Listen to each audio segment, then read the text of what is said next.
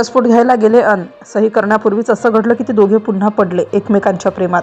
न्यायाधीशही चकित. समोरच क्षणात सगळं बदललं. नेमकं असं काय घडलं? एक नातं संपवण्यासाठी कोर्टात आलेले पती पत्नी काही मिनिटात पुन्हा एकत्र आले आणि त्या क्षणाचे साक्षीदार असलेले लोकही स्तब्ध झाले. ही घटना आहे मध्य प्रदेशातील सागर जिल्ह्यातील. साधं शांत आयुष्य जगणाऱ्या एका जोडप्याची ही कहाणी आहे. बाहेरून सगळं अगदी सामान्य दिसत होतं, पण त्यांच्या संसारात काहीतरी बिनसलं होतं, इतकं की एकमेकांवर प्रेम करून लग्न केलेल्या या दोघांनी शेवटी नातंच संपवण्याचा निर्णय घेतला. या कथेतला नायक आहे सोनू शर्मा आणि त्याची पत्नी वर्षा शर्मा. दोघांचं लग्न काही वर्षांपूर्वी मोठ्या आनंदात झालं होतं. सुरुवातीचे खूप दिवस सुंदर होते. घरात हसू, बोलणं, स्वप्न आणि भविष्यासाठी अनेक योजना होत्या. सोनू आपल्या कामात व्यस्त असायचा, तर वर्षा घर सांभाळत होती. दोघंही एकमेकांवर मनापासून प्रेम करत होती. त्यांच्या कुटुंबियांनाही हा संसार खूप आवडत होता. सर्व काही अगदी व्यवस्थित चाललं होतं. पण आयुष्यात कधीकधी छोट्या मोठ्या गोष्टी होतातच. कोरोनाचा काळ आला आणि अनेकांच्या आयुष्यात तणाव वाढला. तसंच काहीसं सोनू आणि वर्षाच्या आयुष्यातही घडलं. छोट्या छोट्या कारणांवरून वाद व्हायला लागले. सुरुवातीला हे वाद अगदी साधे होते, पण हळूहळू त्यांची तीव्रता वाढत गेली. बोलण्यातून गैरसमज निर्माण झाले. एकमेकांना समजून घेण्याऐवजी दोघंही आपापल्या मतांवर ठाम राहू लागली. एक दिवस असा आला की वर्षा रागाच्या भरात घर सोडून माहेरी निघून गेली. त्या क्षणी तिला वाटलं होतं की थोड्या दिवसांनी सगळं ठीक होईल, पण परिस्थिती उलटीच झाली. दिवस गेले, आठवडे गेले आणि मग महिनेही गेले, पण दोघांमधील अंतर कमी होण्याऐवजी आणखी वाढत गेलं. फोन कमी झाले, संवाद थांबला आणि नातं जणू तुटल्यासारखं वाटू लागलं. असं करत करत जवळपास 3 वर्ष उलटली. 3 वर्ष दोघंही वेगळं आयुष्य जगत होते. कधी कधी जुन्या आठवणी डोळ्यासमोर यायच्या, पण अहंकार आणि गैरसमज यामुळे कोणीच पुढे येत नव्हतं. शेवटी हा वाद कोर्टापर्यंत पोहोचला. दोघांनीही कौटुंबिक न्यायालयात घटस्फोटासाठी अर्ज केला होता. आता हे नातं कायदेशीररित्या संपवायचं असा निर्णय घेतला गेला. कोर्टात सुनावणी सुरू होती. दोघांनी आपापली बाजू मांडली. वकिलांनी कागदपत्र तयार केली. घटस्फोटाची प्रक्रिया पुढे सरकत होती. पोटगी म्हणून काही रक्कम देण्याचाही निर्णय झाला.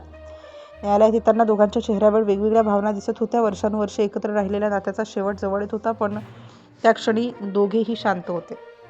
तो दिवस आला ज्या दिवशी अंतिम सही होणार होती. एकदा सही झाली की नातं कायमचं संपणार होतं. कोर्टात सर्व तयारी पूर्ण झाली होती. सोनू एका बाजूला उभा होता, दुसऱ्या बाजूला वर्षा उभी होती. दोघांमध्ये शांतता होती. कुणीही एकमेकांकडे पाहत नव्हतं. जणू काही वर्षांचा इतिहास एका कागदावर संपणार होता. तेवढ्यात कोर्टात बसलेले कौटुंबिक न्यायालयाचे मुख्य न्यायाधीश अतुल खंडेवाल यांनी या प्रकरणाकडे थोड्या वेगळ्या नजरेनं पाहिलं. त्यांना वाटलं की हे नातं अजूनही वाचू शकतं. त्यांनी दोघांनाही बोलावलं आणि शांतपणे बोलायला सुरुवात केली. लग्न म्हणजे फक्त 2 लोकांचं नातं नसतं, तर 2 कुटुंबांचंही बंधन असतं, असं ते सांगू लागले. सुरुवातीला सोनू आणि वर्षा दोघंही फारसं ऐकायला तयार नव्हते. त्यांना वाटत होतं की आता सगळं संपलंय, पण न्यायाधीशांनी संयमाने त्यांच्यासोबत संवाद सुरू ठेवला. त्यानंतर त्यांनी दोघांच्या पालकांनाही कोर्टात बोलावून घेतलं. सर्वांना एकत्र बसवून त्यांनी समुपदेशन केलं. प्रत्येकाला आपली भावना करण्याची संधी दिली. त्या संवादात अनेक जुन्या आठवणी समोर आल्या. लग्नाचे दिवस, एकत्र घालवलेले क्षण आणि कधी काळी असलेलं प्रेम, त्या सगळ्यांनी वातावरण हळूहळू बदलायला सुरुवात केली. काही वेळानंतर सोनूने वर्षाकडे पाहिलं आणि वर्षानेही नजर खाली घालून शांतपणे ऐकायला सुरुवात केली. त्या क्षणी कोर्टात एक वेगळंच वातावरण निर्माण झालं होतं. न्यायाधीशांच्या शब्दांनी दोघांच्या मनात काहीतरी हलायला लागलं. 3 वर्षाचा राग आणि गैरसमज जणू हळूहळू वितळू लागला. आणि मग अचानक असा क्षण आला की दोघांनी एकमेकांकडे पाहून मान हलवली. त्या क्षणात जणू अनेक गोष्टी बदलल्या.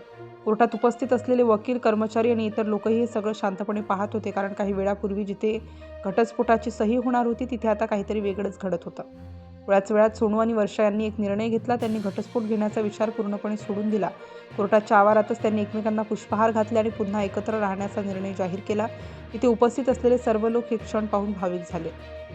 काही मिनिटांपूर्वी जे दोघे कायमचे वेगळे होणार होते, तेच दोघे आता हातात हात घालून हसत होते. आणि अशा प्रकारे घटस्फोटासाठी कोर्टात आलेलं ते जोडपं पुन्हा एकमेकांच्या प्रेमात पडलं आणि आपल्या संसाराची नवीन सुरुवात करून कोर्टाबाहेर निघून गेलं.